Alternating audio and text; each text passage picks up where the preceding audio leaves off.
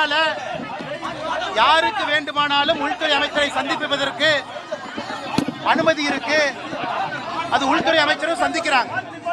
ஆனா எனக்கு தமிழ்நாட்டிலிருந்து யார் அனுமதி வாங்கியிருக்கிறாங்க, எதுக்கு போய் பார்க்கறாங்கன்னு எனக்கு தெரியாதுங்கண்ணா. அதிகாரப்பூர்வமாக மாநிலத்தினுடைய சட்டம் ஒழுங்கை பற்றி தமிழ்நாட்டை சார்ந்த எந்த ஒரு தலைவராக இருந்தாலும் யாராக இருந்தாலும் உள்துறை அமைச்சர்கிட்ட போய் பேசலாம், பேசிட்டு தான் இருக்காங்க. அரசியல் ரீதியாக இந்த நேரத்தில் எதையும் முடிச்சு போட்டு நீங்கள் கேள்வி கேட்டீங்கன்னா நான் பதில் சொல்லக்கூடிய நிலைமையில் நான் இல்லைங்கய்யா. அதனால் நான் திரும்ப திரும்ப சொல்லுவது, உள்துறை அமைச்சர் அதிகாரப்பூர்வமாக யாரோ சந்திக்கிறாங்க, தலைவர்கள் சந்திக்கிறாங்க, இந்த கட்சியிலிருந்து போறாங்கன்னு நீங்க கேட்குறீங்க. நான் சொல்வது எல்லோருக்கும் உரிமை இருக்கு. உள்துறை அமைச்சரை நேரம் கேட்டா கொடுக்குறாங்க, பார்க்குறாங்க.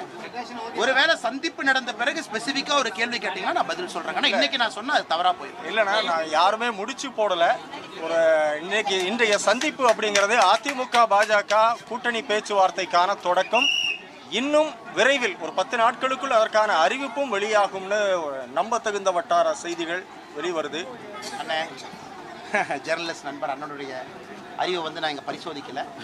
ஆனால் நான் கட்சியின் சார்பாக அதிகாரப்பூர்வமாக ஒரு விஷயத்தை நான் சொல்லணும் அப்படின்னா அந்த நேரத்தில் நான் சொல்கிறேங்கன்னா, இன்னைக்கு நான் எந்த ஒரு சந்திப்பையும் எதையும் முடிச்சு போட்டு ஒரு கணக்கு போட்டு நான் சொல்ல மாட்டேன். அதிகாரப்பூர்வமாக உள்துறை அமைச்சரை யாரு வேண்டுமானாலும் சந்திக்கலாம். ஒரு மாநிலத்தினுடைய எதிர்க்கட்சி தலைவர் நேரம் கேட்குறாங்க, சட்டம் ஒழுங்கை பற்றி பேசணும், நேரம் கொடுப்பாங்க, பேசலாம். அரசியல் கணக்கு எதுவும் இல்லை. எங்களுடைய நோக்கம் அது இல்லை. பாரதிய ஜனதா கட்சி தமிழகத்தில் சிறப்பாக தேசிய ஜனநாயக கூட்டணி வளர்ந்து கொண்டு வருகிறது. எல்லோருடைய நோக்கமும் திராவிட முன்னேற்ற கழகம் ஆட்சியிலிருந்து அகற்றப்பட வேண்டும் என்று எல்லாரும் விரும்புகிறோம். அது ஒற்றை கோட்டில் நம்ம தேசிய ஜனநாயக கூட்டணியுடைய தலைவர்கள் நீங்கள் பார்த்தீங்க, எல்லோரும் ஒரே மேடையில் இன்னைக்கு இருக்கிறாங்க. தேசிய ஜனநாயக கூட்டணியில் யார் வேண்டுமானாலும் இணையலாம். நம்ம யாரையும் வேண்டான்னு சொல்ல போறதில்லை.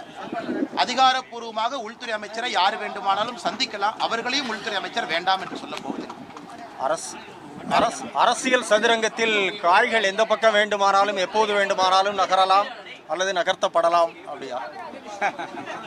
ஆனால் இப்போ தான் நீங்கள் ஸ்டேஜில் பார்த்தீங்க, நம்முடைய தேசிய ஜனநாயக கூட்டணியினுடைய எல்லா தலைவர்களும் அல்லது வர முடியாத தலைவர்கள் அவருடைய பிரதிநிதிகளை அனுப்பியிருக்கிறாங்க. ஒரே மேடையில் மிக அற்புதமாக ரமலான் நோன்பு திறப்பு விழாவை பாரதிய ஜனதா கட்சி இங்கே நடத்தி காட்டியிருக்கின்றோம்.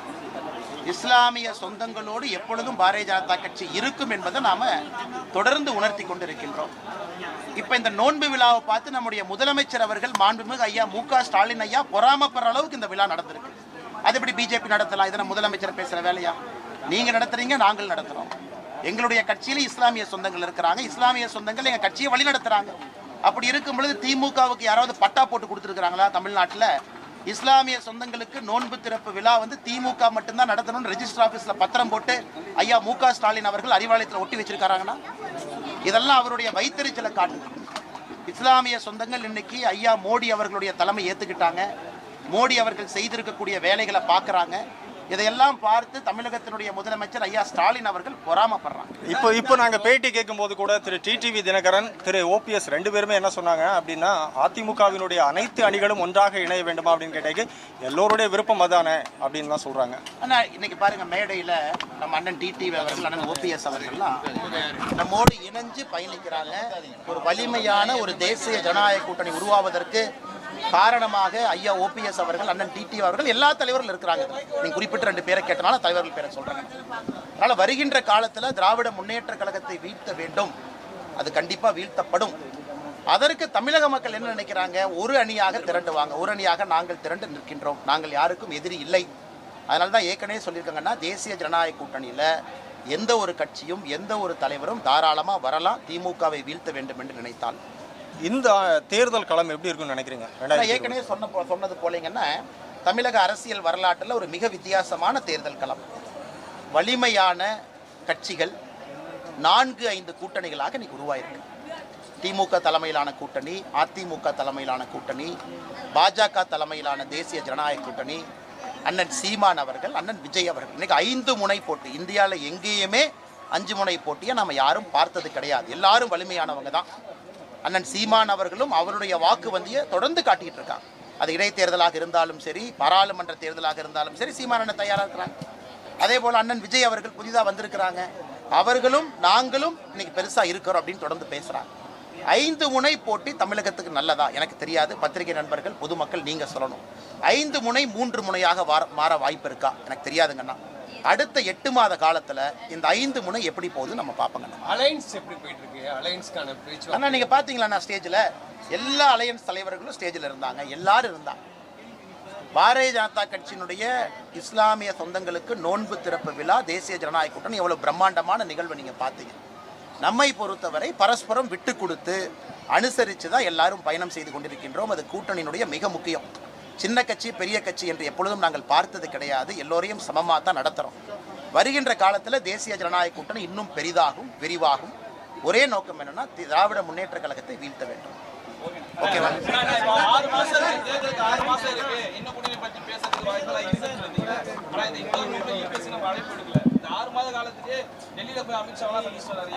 நீங்க பாருங்க அண்ணா, இஃப்தார் நோன்பை பொறுத்தவரை அண்ணன் இபிஎஸ் அவர்களாக இருக்கட்டும், அண்ணன் சீமான் அவர்களாக இருக்கட்டும், எல்லாருமே இருக்கிறாங்க.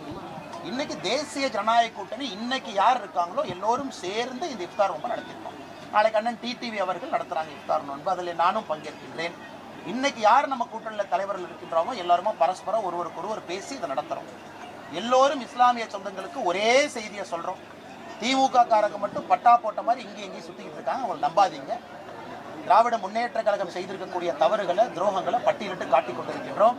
அதனால் இஸ்லாமிய சொந்தங்களாக இருக்கட்டும், கிறிஸ்தவ சொந்தங்களாக இருக்கட்டும், யாரும் அவர்களை வாக்கு வங்கியாக எடுத்துக்கொள்ள முடியாது. எல்லோரும் தேசிய ஜனநாயக கூட்டணியின் பக்கம் வர ஆரம்பித்திருக்கிறார்கள். அது 2026 தேர்தலில் பிரதிபலிக்கும். 25 ஆண்டுகளுக்கு மேலாக சிறையில் உள்ள இஸ்லாமியர்களை விடுதலை செய்யணும் மேடையிலே நிறைய பேர் கூறுகிறார். திமுக வாக்குறுதி பாஜக அதை ஏற்றுக்கொள்ளார். 25 ஆண்டு பாரதிய ஜனதா கட்சியினுடைய பொசிஷன் ரொம்ப கிளியர். நாங்க எந்த ஒரு குற்றவாளி சிறை தண்டனை பெற்றவரை எப்பொழுதுமே மதத்தின் அடிப்படையில் இந்து, முஸ்லீம், கிறிஸ்டியன் நம்ம பார்க்கணும். நம்மை பொறுத்தவரை குற்றவாளிகளை 2 தரமாக பார்க்கின்றோம். ஃபண்டமெண்டலிஸ்ட் குற்றவாளிகள், அதாவது ஒரு பாம்பு பிளாஸ்ட், டெரர் இன்சிடென்ட்ல மாட்டியிருக்கிறவங்க. எத்தனையோ இஸ்லாமிய சொந்தங்கள் வேறு வேறு கேஸ்ல லைஃப் இம்ப்ரிசன்மெண்ட் இருக்கிறாங்க. அவர்களுக்கு ஒரு மானசீக முறையில் அவர்களுக்கு நல்ல ஒரு விஷயம் நடக்க வேண்டும் நினைக்கிறேன். ஏன்னா 14 வருஷம் ஆயிடுச்சு சிறையில் வச்சிருக்கணுமா? எங்களை பொறுத்தவரை மதத்தின் அடிப்படையில் பார்க்காம ஃபண்டமெண்டலிஸ்ட் டெரர் இன்சிடென்ட் தான் பார்க்கணும். அதிலும் நாங்கள் இஸ்லாம் என்கின்ற வார்த்தையை பயன்படுத்துவோம். ஒரு ஹார்டு கோர் டெரரிஸ்ட் இருக்கும் பொழுது அவர்களுக்கான இது வேற. அதே போல ஒரு நார்மல் கிரைம்ல ஒருத்தவங்க இருக்காங்க, மதத்தின் அடிப்படையில் சொல்ல அதற்கான சட்டம் வேற. அதன் அடிப்படையில் தான் எல்லா தலைவர்களும் பேசிக் கொண்டிருக்கிறாங்க. ஓகே, அண்ணே ஃபர்ஸ்ட் நீங்க எல்லாம் போயிருங்க. தலைவா ஃபர்ஸ்ட் நீங்க எல்லாம் போயிருங்க. நீங்க எல்லாம் ஃபர்ஸ்ட் போயிருங்க.